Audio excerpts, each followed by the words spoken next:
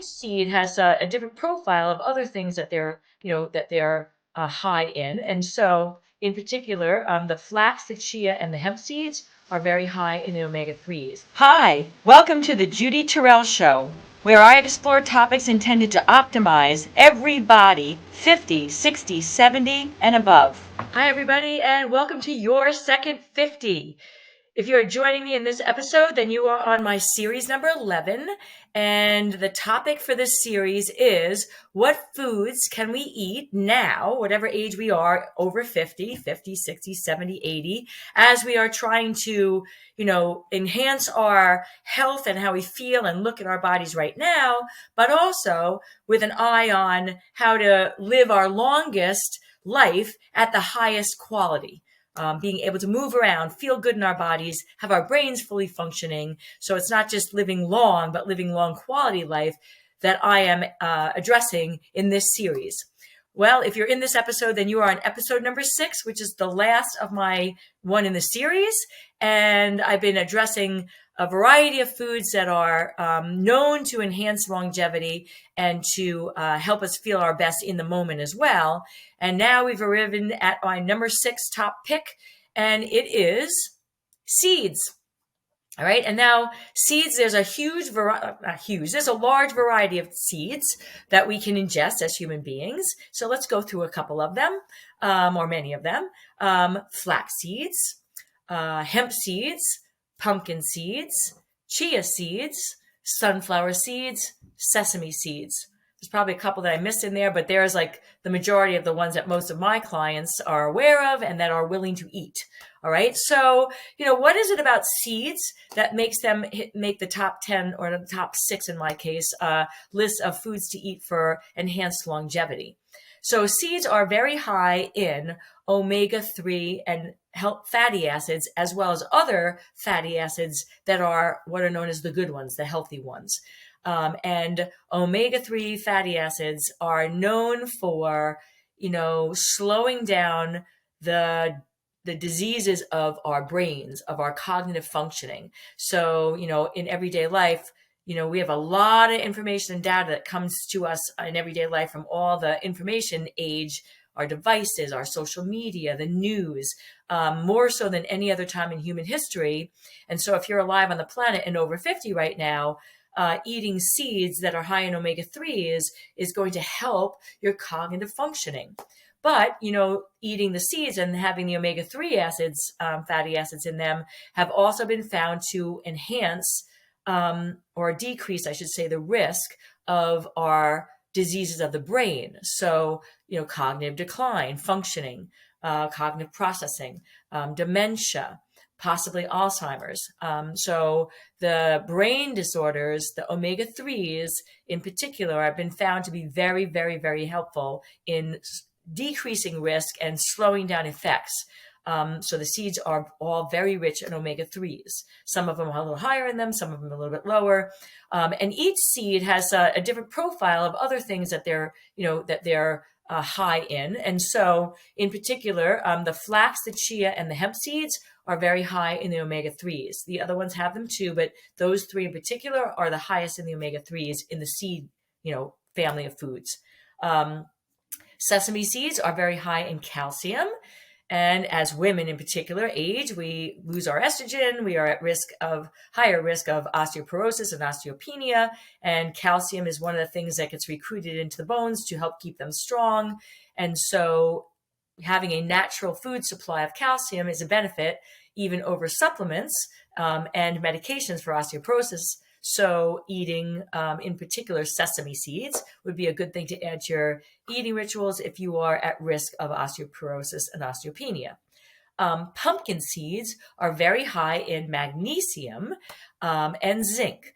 If you're a vegan or a plant-based eater, then you are low in zinc. So bringing in pumpkin seeds at a higher level might be an asset to your eating plan. Most of us are low in magnesium.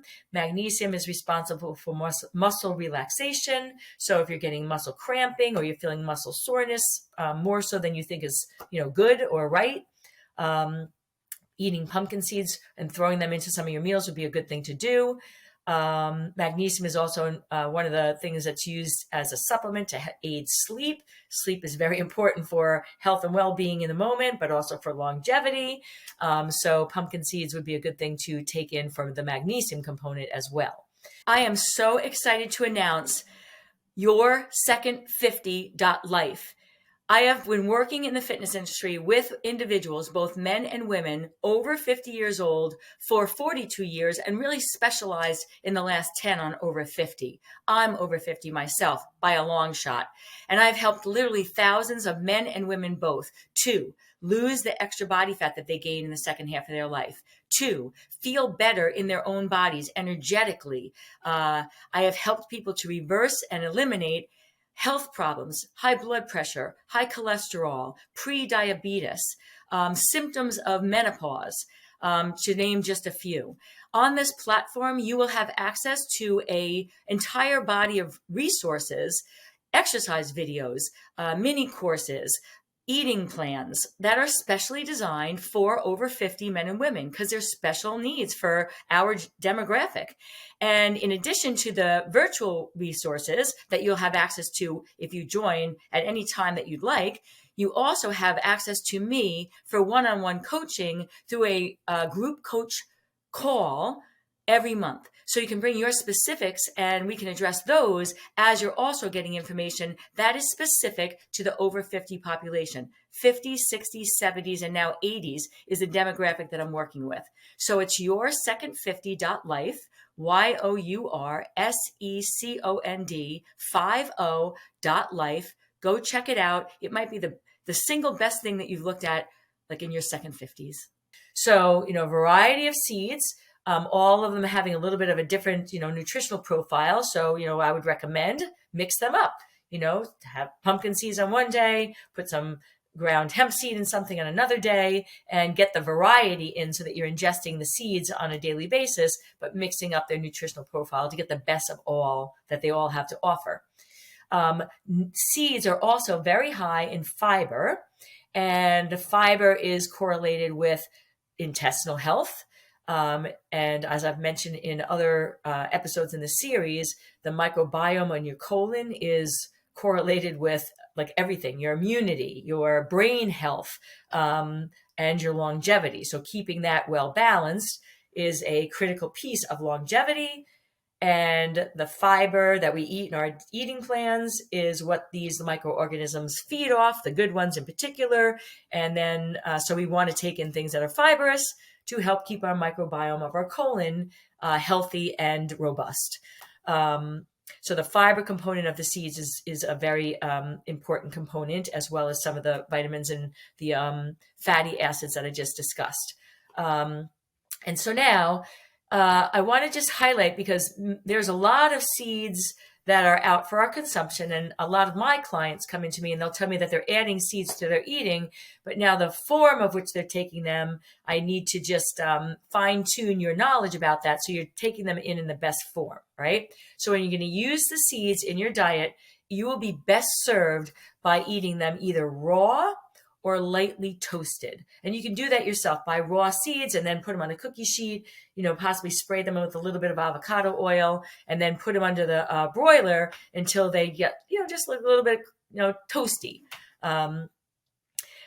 Those two methods, either raw or lightly toasted, are going to give you the best benefits from the seeds, because typically the way my clients will tell me they're taking them in is they'll go into the store and they will buy dry roasted or roasted seeds that are also salted.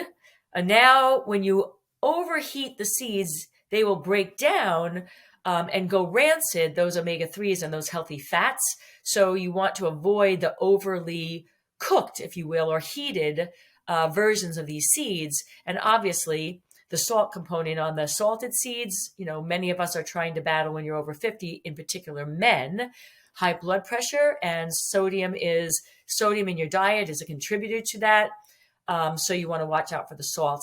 You'd be best served to buy the seeds, even if they are high heated, roasted, in the low salt or the saltless versions. But I would tell you, try not to get the roasted ones, try not to get the salted ones, buy the raw ones and either toast them yourself or use them raw. You can eat them raw, in many, many ways. All right. So now how would you take them in? How do you include them in your eating plan? Easy breezy. Like you can sprinkle any of these seeds over the top of a salad. I'll scramble up eggs or omelet and again, sprinkle over the top of the seeds or mix them in. Oatmeal in the morning, you can put your seeds in. You can put in, into your oatmeal with some berries, maybe some nuts. Have some Greek yogurt with that to get your protein, your carb, and your healthy fats all in a breakfast, and using your seeds to get the benefits for the longevity. You can snack on seeds, put them into a Greek yogurt with some berries. Berries is another one of my longevity foods. So now you're getting a double dose for your snack if you would to take that as a snack. So many. Oh, another way I like to tell people is, if you're breading chicken or any sort of a protein like breaded eggplant, whatever, mix some seeds, ground hemp seeds or ground chia seeds or, chopped up any of them, pumpkin seeds, and then mix that in with your breading to get these omega-3s in a creative way. So again, lots of ways for you to enhance get the seeds into your daily eating. All right, so this is my episode number 6. It finishes this series. You now have 6 foods to include on a daily basis. Oh, one other thing about the seeds. It is 2 tablespoons per day that's recommended. Seeds are very nutritionally dense. They're high in calories, so you don't want to overdo them. So even if you take in 1 tablespoon, but the max, to try and keep your calorie consumption in line with getting the benefits would be about 2 tablespoons a day. All right, so once again, this finishes this series. You now have 6 foods to bring into your daily eating plan or weekly eating plan to make you feel good in the moment, as well as increase your longevity. I want to live to be 120. I want friends around to be living there with me, and I want to feel my best and look my best, and I'm sure you want those same goals. So thanks for following this series, and stay tuned for more to come. This is number 11. I'm planning on going up to thousands. Right? Good to see everybody and stay well. Thanks for listening, everybody. And if you'd like to have access to more of my resources, then you can reach me at Facebook, Instagram, YouTube. You can go to my new platform at yoursecond50.life. That is yoursecond50.life, or at my website www.judyterrell.com.